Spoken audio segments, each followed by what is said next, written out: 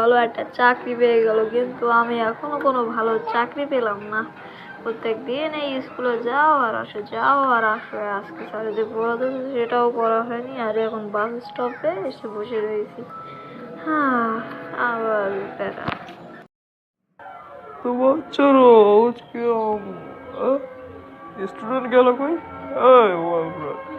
তোর বন্ধুরা কোথায়?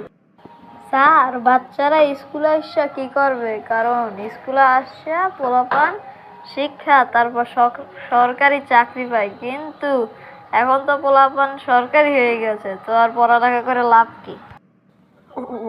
আরে তোদের ছুটির সময় হয়ে গেছে, তাড়াতাড়ি চলে যা, যা যা যা। বাহ বাহ, কি সুন্দর।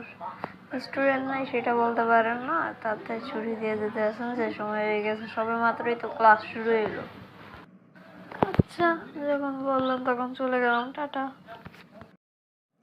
হ্যাঁ, সারাদিন ক্লাস করে এত দূর হেঁটে হেঁটে ক্লান্ত হয়ে গেছে। ও মামা, বন্ধু।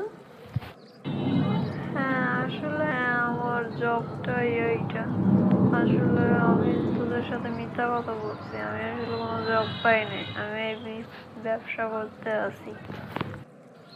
তো এইখানে মিথ্যা বলার কি ছিল? তুই আমাকে বললেই তো হয়তো, তাতে কোনো সমস্যা যায় না। তুই যে নিজের যোগ্যতায় কাজ করতে আসিস সেটাই অনেক বড় বিষয়। আচ্ছা ঠিক আছে, একটুখানি ফুচকা দে। আরে দাঁড়া, সবেমাত্র টয়লেট থেকে আসলাম, এখন একটুখানি ক্লিয়ার হয়নি। করার পর কি হাত ধুইছস? আরে না, করার আগে হাত ধুইছি, কারণ সারাদিন মরিচ নিয়ে কাজ করি না। কি ভাই তুই? ভাই আমার লাগবে না, আমি গেলাম। কাউকে বলিস না কিন্তু ভাই, আমার মান সম্মান চলে যাবে।